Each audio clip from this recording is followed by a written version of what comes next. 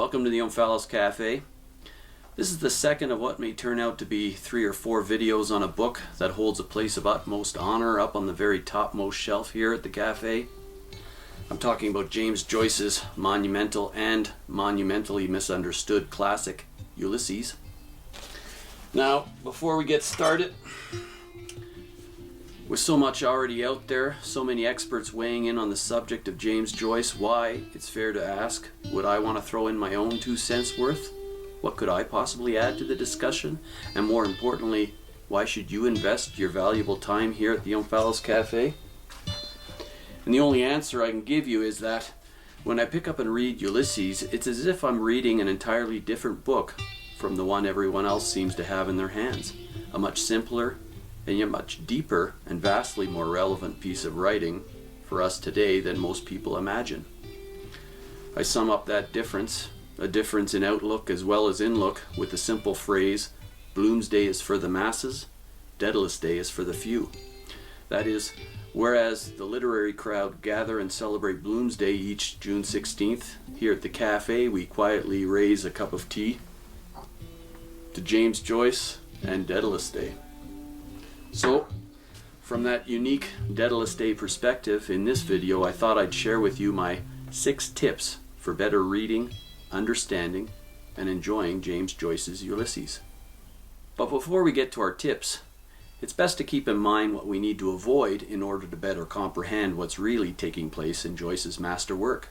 So let's recap what we covered in the last video, at least a few at any rate of what I called the 10 biggest misconceptions hindering the reading, understanding, and enjoyment of James Joyce's Ulysses. At number 10 we had James Joyce is never ever willfully, intentionally obscure. 9, and a very important one, Ulysses is as much about language and style, at least language in the English literary sense of the word, as Michelangelo's David is about marble, or Beethoven's Fifth is about taut strings of steel vibrating above or within a resonant wooden box. At number 6 we had, important for what we'll talk about today, Stephen Dedalus is not exclusively bitter about the recent passing of his mother. He is not a pretentiously brooding would-be philosopher or intellectual, and he is most definitely not a teacher or professor. Number 5 was straightforward, but often overlooked. Bloom is not Jewish, and he is far from ordinary. I particularly liked number 3. Molly, Bloom's wife, is not betraying him, nor cheating upon him, nor being unfaithful to him with the dandy Blazes Boylan. And last, but definitely not least, my number 1 misconception hindering the reading, understanding, and enjoyment of Ulysses was a working familiarity, knowledge, understanding, or even awareness of Homer's Odyssey or the Latinized version Ulysses is not a prerequisite for the understanding and enjoyment of James Joyce's Ulysses. That's right, you heard what I said. Don't bother boning up on Homer's Odyssey or following along book for episode while tackling Joyce's work. It'll only throw you off what's really going on. Now, if you haven't already guessed, however you've come to visit the Omphalos Cafe, you've chanced upon a strange, uncanny place. Nothing too wild, mind you. Nothing too crazy. Everything is as simply put as I can manage, but that being said, the cafe might just challenge everything you've come to know and hold dear in life. That's the aim at any rate. Let me just add, and this could or should be a lesson to live by, if it touches you, if it resonates inside, if something I say in my stumbling way, and nothing I'm trying to express here is easy, if it evokes a quiet little yes from somewhere deep within you, I'm glad. Go with it. If not, that's okay too. Move along. Find something else that touches and resonates. Don't waste your time here. This place is not about imposing anything on anyone. It's about planting seeds. A quote by Timothy Leary comes to mind when I say this sort of thing. It comes from his foreword to Alan Watts' Zen LSD classic, The Joyous Cosmology. It goes, "He is, of course, attempting the impossible, to describe in words which always lie that which is beyond words." That which is beyond words. I love that. He's referring to life, of course, plain and simple. Joyce too understood and lived the impossibility of describing in words that which is beyond words. His writings from the very outset dealt with that conundrum. He once said, "I'd like a language which is above all languages, a language to which all will do service. I cannot express myself in English without enclosing myself in a tradition. I cannot express myself in English without enclosing myself in a tradition." Again, that's beautiful and very important for later. And it should be kept in mind if you're ever rash or foolish enough to tackle Finnegan's Wake.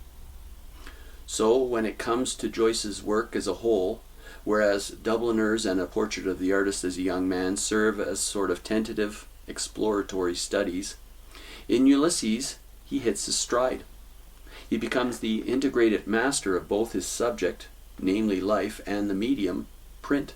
But what's more, that hitting of his stride, that integration of subject and medium, is actually one of the principal themes of Ulysses.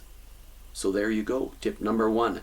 The hitting of James Joyce's stride, the artist's integration of subject, namely life, and medium, namely print, is actually one of the principal themes of Ulysses. Wow, who would have thought? But it's true. However, before we go a little further into that, let's take a little step back. Tip number 2, which perhaps should have been tip number 1, but we'll move right along here. Tip number 2 is just read it. Period. The fewer ideas you go into Ulysses with, the better. Joyce's trio of heroes, and this is truly key, Stephen Dedalus, Leopold Bloom, and Molly, his wife, think for themselves. If you want the most from Joyce's work, you have to do so yourself, and that is not as easy as you might think. Why? Because society molds and forms us. It defines who we are and how we think and how we look out upon the world we live in. Very, very few of us are genuinely free from prejudices when it comes to looking out upon the world or back in upon ourselves. We are all more or less molded. Our thoughts and ideas and outlooks prefabricated, if you will, in society's image. However, in Ulysses, Joyce is giving us not 1, not 2, but 3 main characters free from such influence. So in Joyce's turn-of-the-century Dublin, whatever in society and the environment formed the citizens' opinions, beliefs, habits, its system of sentiments, as Joseph Campbell would put it, do not apply to his trio of characters, Stephen, Bloom, and Molly. They are within it, they live in Dublin, but they are not of it. In short, they are outsiders and they do not belong. So that's tip number 2, a big one indeed. Just read it. Tip number 3, pay closer attention to Stephen Dedalus. Without him, Bloom and Molly as a couple are finished. They're done for.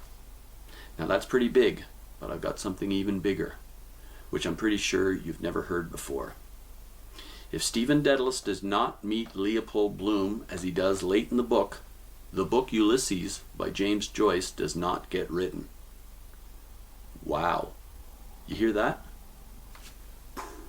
That's the sound of minds being blown. So I'll say it again. If Stephen Dedalus does not meet Leopold Bloom as he does late in the book Ulysses by James Joyce does not get written. As you undoubtedly know, at first glance, Ulysses is not an easy read. That's because one of the biggest hurdles would-be readers are confronted with in the first 3 episodes of the book is the character of Stephen Dedalus. Compared to him, Bloom is relatively straightforward. Now, you have to understand and be prepared for the fact that Joyce doesn't explain anything. Explanation is not his method, so to speak. As the consummate artist, he merely puts things before us, the readers. Like Picasso, perhaps, the work is simply there. Whether we get it or not is none of his concern. With episodes 1, 2, and 3 of Ulysses, we are plunged into the solitary world of brooding Joyce alter ego, Stephen Dedalus. The thing to ponder while tackling these first episodes is that, as I said in the previous video, Stephen Dedalus is James Joyce, only not the fully mature creator of Ulysses, but James Joyce as he was 10 years before the writing of it. At one point in the book, Buck Mulligan even says to Haynes, the literary Englishman, 10 years. He says he's going to write something in 10 years, and Haynes replies, "It seems a long way off, still, I shouldn't wonder if he did after all." To my thinking, Joyce simply couldn't be more clear, which leads me directly into tip number 4. From A Portrait of the Artist as a Young Man, we're clear as to what the young Stephen Dedalus / James Joyce is rejecting and running away from in exile. English colonialism, Irish nationalism, both political and literary, Roman Catholicism and Christianity in general, Western capitalism and its economic severities, the repressed sexual mores of his age, all those historic ties and binds which threaten to suffocate him beneath their weight. He even says so much himself, telling Mr. Deasy, "History is a nightmare from which I am trying to awake." Now, all that is well and good, but what we should really be asking when it comes to Stephen Dedalus, as it is crucial to the understanding of Ulysses, is not what he is moving away from, but what he is moving towards. What is Stephen Dedalus, aka James Joyce, and what's more, which is why the book is placed up on the very topmost shelf here at the Fallows Cafe, what perhaps are we moving towards? Oh my, that was a mouthful. But there is a telling scene towards the end of the first episode when Stephen spells it out in his poetically enigmatic way. While reluctantly discussing a range of subjects again with Haynes, he says, "I am the servant of 2 masters, an Englishman, meaning England's King Edward, and an Italian, meaning Pope Pius X. And then he adds, significantly, "And a third there is who wants me for odd jobs." A third there is, he says. Who or what could that third be, if not life? Which brings us in a nicely circuitous route back to my tip number 1, that the hitting of James Joyce's stride, the artist's integration of subject, namely life, and medium, namely print, is actually one of the principal themes of Ulysses. Anyway, let's move on. Tip number 5. And this is a bit of a philosophical one, I suppose. How does a man earn the love of a good woman? What is the key he need possess in order to be worthy of that love? What is the key or essence of manhood, if you will? Now, I use that word key on purpose, because the image of keys recur numerous times in Ulysses. There's Bloom striving to land an advertising subscription from Alexander Key's House of Keys, the header being, perhaps importantly, a pair of crossed keys, and also, watch what happens to the keys both Stephen and Bloom start the day with. Stephen gives his away to Mulligan early on. He doesn't want that particular key anymore, and Bloom has forgotten his at home. I mean, that's beautifully rich with meaning, but like I said, Joyce never explains anything. It's just there for us to open up to or not. And finally, my tip number 6 for better understanding and enjoying James Joyce's Ulysses. Watch the change that takes place in the 2, and indeed I should say 3 principal characters, Dedalus, Bloom, and Molly, from the pivotal, epochal moment when Stephen is knocked down by the British soldier and Bloom helps him back to his feet. And I don't use the term epochal lightly. If you look closely, everything in the book has been foreshadowing, trending towards this momentous, life-changing event. Bloom's been fascinated by everything to do with Stephen from almost the very outset, and Stephen has even dreamt of their meeting the night before, not to mention the fact that both remember their first encounter some 16 years earlier, when Bloom was 22 years old, and Stephen, remarkably, was only 6. In short, a friendship is born. 2 men, heretofore utterly alone in the world, have met and recognized an affinity, a sympathy with one another. From that moment forward, the entire mood of the book alters. It brightens. The much talked about interior monologue so many readers focus upon recedes into the background. That's because the paralysis afflicting Dedalus and Bloom, born of isolation and disaffection with the general population, is dispelled. They talk, They converse on a wide range of subjects, something they couldn't do with any other character in the book, and they even make tentative plans for the future. The world is transformed. Those two remarkable figures, Stephen Dedalus and Leopold Bloom, having finally met, form a new community, one untrammeled by the ties and binds of history and tradition. And what's more, and you have to look closely for this one gets the sense, of course Joyce won't spell it out for us, but one gets the sense that Molly, through the course of her own amazing final episode monologue, intuitively recognizes the transformation that has occurred, and before slipping off to sleep says yes to it. She will, yes. The world, as I said, is transformed, and life, through participation, is affirmed. So there you have it, my 6 tips for better understanding and enjoying James Joyce's Ulysses. I hope in some way they help you find deeper appreciation and meaning in Joyce's monumental classic. More than any other book I know, Ulysses is saturated with life as lived by us here in the modern world today, even though it was written a century ago now. It's daunting at first glance, but I truly believe it to be this simple at heart and yet as profound and comprehensive as life itself. That's it for now. You've been watching the Omphalos Cafe, and if you've made it this far, I thank you for dropping by. All the very best, and I'll see you next time. Bye now.